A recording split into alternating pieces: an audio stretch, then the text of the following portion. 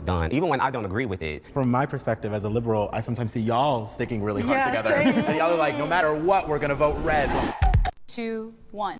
The far left and the far right are equally problematic. 3, 2, 1. I've actually seen both sides. I'm a gay conservative, and I have seen the far right chastise me for my sexuality, and I've seen the far left chastise me for being conservative. I've had my own address put on the freeway here in Los Angeles because they feel that my voice should not be out there. So I see the two sides actively doing harm to those of us in the middle who have a really rational voice and want to express ourselves in a safe way. I appreciate This is an illogical response. The prompt is that each side, each extreme side is equally problematic. He's making an argument that there's this specific thing that he sees both sides doing. He doesn't at all even try to quantify that they're doing it at the same level, right? Because listening to what he's saying right now, it's quite possible that he believes that one side does that more than the other, right? But we wouldn't know because he doesn't quantify it, right? I think he is unable to distinguish between saying that each sides are equally problematic versus each side is doing the same kinds of things. Right, you can have two sides doing the same kind of things, but one side is more extreme than the other. like anecdotal experience that you had. But like, I think my issue saying that like liberals are more problematic, like I think everyone is. What I talk about in my anecdotal incident is where I have never had a conservative. I do appreciate, even though this guy looks really, really weird, the, well, I don't know what his pronouns are or whatever, but the person who was just speaking at least seems to be giving this other person's, respect. It doesn't seem to be condescending. Physically attack me on the streets for what I am or who I am. They may verbally attack me. I've got that from the left too, but the left has physical attacks on my physical being out on the streets because I'm expressing myself. So I'm multiple. The opposite for myself. So like, like experiences, as I said, anecdotal, like, Right. like your experience, completely valid, but to say, oh, liberals are like worse. Right. Like, Well, it's not that there's no one worse, which is why I didn't move to strongly agree. My anecdotal experience tells me that there is a group of people on both sides that will do active harm to someone who steps out of their expected narrative. I feel like when we talk about political extremes, I think one, there is a lack of desire for bipartisanship. The second, That was not the prompt. The prompt was whether each side, the far left and far right, are equally problematic. This guy made no attempt whatsoever to address the actual prompt. And it doesn't seem like anybody else here even recognizes that fact. Second thing is this kind of like playful attachment to facts. People on the far left and the far right, whether we're talking about Israel-Palestine or vaccines, people seem to have like very fun activities in terms of just completely making stuff up regarding these two things. And then the third thing is the demonization of political opponents, where people on the far left and the far right engage in this idea that the people on the opposite side of the aisle, they're not just different or have different ideas, they actually hate the country, they want to destroy us. People get labeled as extremists just for being even pretty centrist. Based on our small conversation we've already had here, I don't think anyone here is extreme. No. But going down the street, you might get labeled a crazy leftist or racist or... I had to take the shirt off, for real. That is And you should take that shirt off because you look like a damn fool walking around at his age with a shirt with a picture of another man and an elderly man at that. You ain't gonna see me walk around with no Obama shirts, no Bernie shirts. I don't walk around with pictures of other men on my clothing. interesting because when answering this prompt, I sort of hesitated. I've been on both sides of the spectrum. I used to be what I would characterize as a radical leftist. Now I'm sort of right of center. And I feel like I get characterized as a far right extremist quite a bit. So I was thinking, what does far right even mean? Because so many people who I deem to be reasonable are characterized as far right. And I'm sure people on the left feel that. So if this woman was in fact far right, then she would naturally think that other far right people are reasonable. And the fact that she doesn't have the critical thinking skills to realize this is an illogical statement that she's making just shows where she's at and probably why she has the ideology that she has. Do you really think that a far right person would think that another far right person is not reasonable? Right? That's not a way to know whether you're far right or not. Further, one of the reasons why you might be categorized as far right is because there is not much of a gradient on the right. Now, on the left, you have the center left, you have people that are more sort of just generically referred to as liberals, right? And then you go further, you have progressives, you go further, you have socialists, you go further, you have communists. And these groups are on different parts of the spectrum, and a lot of time you see them fighting with each other.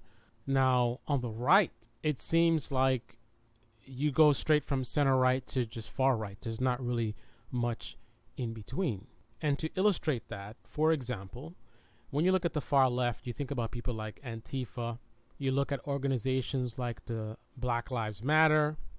Now, these groups are not welcomed by mainstream left, right?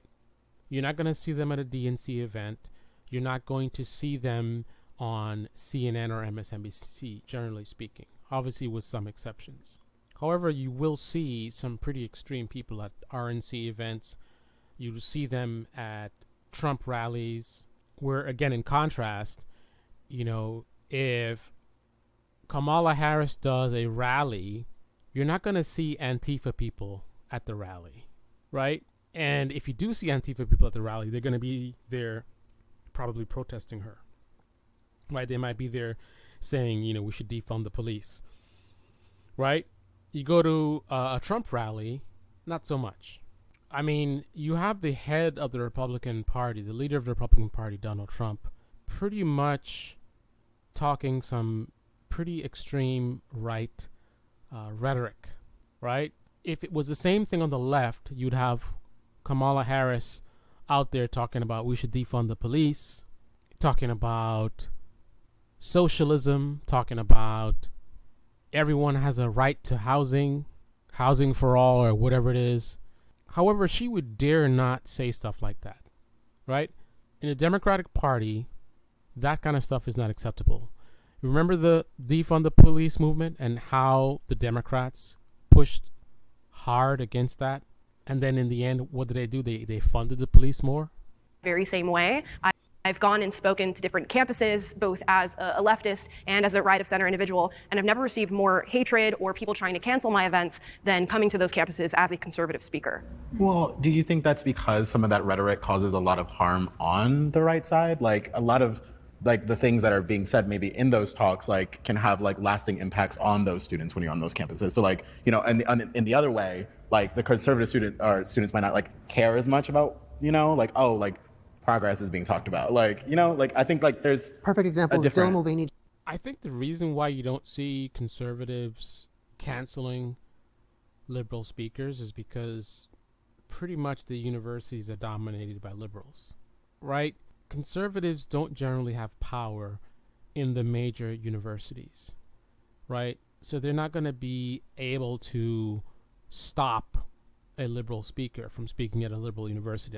That's kind of ridiculous. And the fact that they don't realize how ridiculous they sound is a testament to, again, critical thinking. For those that don't fully understand this point, imagine a conservative university, some kind of Christian college or something. Imagine some liberals at that university. For some reason, some liberal students end up going to this conservative university.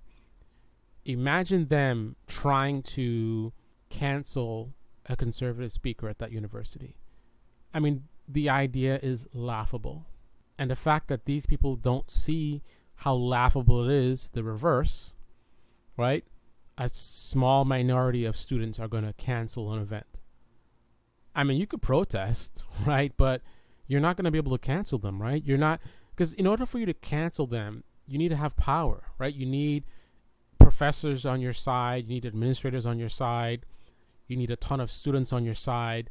You need enough numbers and power to be able to actually stop someone from speaking at an event. So the reality is, if the conservatives had the power, they would absolutely be canceling speakers, right?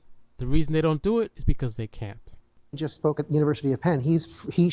They are free to go and have a talk Conservatives didn't come out and try to cancel that event. They didn't threaten staff. They didn't blockade the entrances. They let that event go on. Amala goes to speak, and there's rallies. They're pulling fire alarms. They're attacking the attendees. There is extremism. I'm sure that there is, but I don't think Dylan Mulvaney is the right person to use for your example because of how much... She's a leftist. She's a leftist, but she's also had her life threatened on multiple occasions. Right. She's had to move around a lot because her address continuously is doxxed, and she wasn't even... I don't see the relevance of that.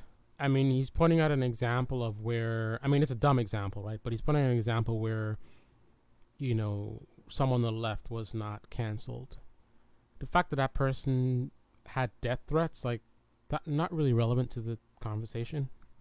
Speaking at any sort of event. She was given a free Bud Light can, and her life was threatened. I think something that's really important to keep in mind, given the valid point that she mentions, that was really unhinged, the right-wing response. I mean, they gave this specific person some cans of beer with their name on it or something, and then the right wing just made this crazy thing. It was just insane. entirety of the show actually is when we talk about like canceling or attacking people, the reality is if you have the power to do it, you will do it. And on college campuses, the prevailing thought right now is generally progressivism. So if they can cancel or if they can bully conservative speakers off campus, they'll do that. But then right now, because conservatives don't have power on college campuses or in some forms of media, they'll say, well, the left is pro-cancel culture. No offense to conservatives. You don't get credit for saying, well, we didn't try to cancel somebody on college campus. Yeah, that's because there's like 10 of you. You couldn't do it even if you wanted to. Right? Like, obviously you didn't do it, right? I think there's 100%.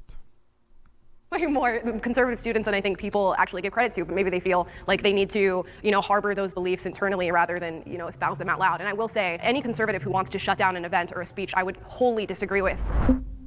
Again, delusional.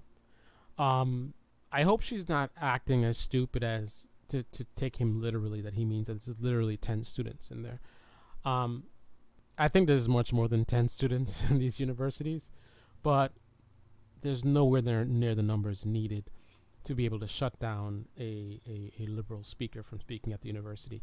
And again, they don't have the institutional support from the professors and administration. So Destiny was 100% correct, and rather than just concede that, she has to come back with her response, which is nonsensical. There should not be limitations on free speech. 3, 2, 1. It would be nice if they qualified what they meant by free speech. If you're talking about the First Amendment or just the concept of free speech in general. Okay, I hate this prompt. Because we all agree that like direct calls to violence are not acceptable, I imagine. Right. We all agree like you can't scream fire in a theater. Otherwise, I think that like there should be Nazis on college campuses like doing their ideology. You should be allowed to say basically whatever rhetoric you want as long as it's not like violating the terms of service of a platform. I do agree that vaccine misinformation is harmful. I do agree that misinformation relating to conspiracy theories is harmful, but I don't think the proper way to go about addressing that is to lock it all down and to ban it. I like the steps that YouTube has taken where they might put a note under the video, or what Twitter, or the social media platform formerly known as Twitter, called X, is taking, where they have like the community note system. I was thinking the very same thing as you. Of course, there are certain things that you cannot do, even with free speech being present. And I'm not sure how you define hate speech. So with some of the hate speech laws that are coming about, I think those need to be reevaluated and maybe rolled back, because even people who we disagree with or we don't like or we view as evil should still be able to espouse their beliefs. Right. For example, right now, what's going on with students on campus, I don't agree that Congress and other individuals should limit what students are talking about on campus, what's going on in Gaza, what's going on in Israel, with the crackdown on... Interesting that this guy, the liberal, seems to have a good sense, an unusually good sense of what the First Amendment is all about. Right? He is opposed to the government suppressing speech, which is what the First Amendment protects us from, right? But when people generally talk about, free speech on the right in particular, they're not talking about the First Amendment. They have no idea what the First Amendment even says, clearly by the rhetoric. JVP, the crackdown on Students for Justice for Palestine, the people who are in power should understand that students are the most, I would say, abrasive when it comes to speaking out against injustices. I'm a free speech absolutist. I think no one's a free speech absolutist, right? Right off the bat, he starts off with that idiotic comment. Clearly an Elon fanboy. Probably never heard the word before Elon mentioned it. But, yeah, I'm pretty sure he's not a free speech absolutist. that there should be repercussions to certain free speech, but it's a constitutional right, and yeah. So you're a free free speech absolutist, but you think that certain speech should be restricted. Does he not know what the word absolute means? That's where I stand with it. I don't want any apps being banned. I don't want people being banned from certain apps. And I think there's an attack on our First Amendment right now. Yeah. So you think no one should be banned from No, platform? absolutely So not. like someone calls me like the F slur, you like leave them? Yeah. Why? I get called Because all that's the their time. right to say that. Now, you can't, there should be measures Yeah. taken where, like I said, there are repercussions to certain speech. I don't think the platform should be able to remove them, but I think you should have the right to block them like we already can now, because I've lost 3 Instagram profiles just for saying, oh, I don't think children should have sex changes. And now the truth comes out. As I found is typical, seems to be typical, when a right winger talks about free speech and people shouldn't be banned, right? What they're actually saying is they don't want to be banned, right? So it's not that they're concerned about free speech and they're concerned about platforms, stopping people from saying things. It's because their accounts got attacked, right? So if they didn't get attacked, right? Let's say, for example, let's say a bunch of left-wing channels got banned, right? Elon takes over, and that actually did happen, right? Well, actually, we could use that actual example. I'm pretty sure when the left-wing channels were getting banned, he had no problem with that, right? His problem is a personal problem because his account got banned. That's why he's like, oh, no account should be getting banned. If his account never got banned, he wouldn't be so worried about it, right? So it's really a bad faith sort of, oh, I'm worried about free speech. You're not worried about free speech. You're worried about yourself. You're mad because your accounts got banned. Under the age of 18, accounts gone. Like, I've lost thousands of followers and stuff for just saying things that I think are just common I do have a sense, question for you, actually. Yeah. Because I can understand why, like, hearing a word like that is harmful and it's not something that you want to deal with on a daily basis. Yeah. Wouldn't you rather know who's homophobic, though? Wouldn't you rather know who's racist? Yeah. These platforms have the right. Wouldn't you rather know who is homophobic and who's racist? So, on a platform like Twitter where there's a bunch of randos on there saying a bunch of random stuff, I don't really need to know which rando is homophobic or whatever. Like, they're randos, right? I mean, if she's speaking in the context of, like government officials, that's a different story. But typically the people who are saying these things are going to just be random people, right? Sometimes kids even. I don't see the benefit of knowing, like, let's say there's an account, catfish, cat turd, account called cat turd. I really want to know where the cat turd account stands, whether they're racist or not. Like, what? As private businesses to say what they want on those businesses. It's not cancel culture for them to take down slurs. And honestly, they're not that great at taking down slurs anyway. Because I get called a on a daily basis online just for being a Jewish person. Unfortunate. This person sounds like a conservative. Imagine that. Private business should be able to do what they want to do as long as it doesn't violate laws. Right? Free enterprise. That's what she's talking about. Interesting that the conservatives are not on her side. Thing is, this internet and social media has become the town square. And the town square, if you were to take a box and put it in the town square. And now this person sounds like a liberal, right? He's got this sort of fantasy vision, right? This utopian vision of reality as opposed to a accurate and realistic vision of reality. Twitter, as far as I know, is not a town square, has not been designated as a town square. It is, in fact, an application developed by a private company, which therefore has the right to ban whatever accounts they want to in accordance with their policies, right? He likes the idea that Twitter should be a town square. It would be nice if it was a town square. It makes sense that it should be a town square, but it's not a town square. It's not a government entity, right? It has not been, as far as I know, correct me if I'm wrong, it had not been officially designated as a town square, right? So your idea of what Twitter should be has no relevance in the context of legalities and the Constitution, right? The Constitution says, but out of what Twitter is doing in terms of who they're banning, right? That's what it says.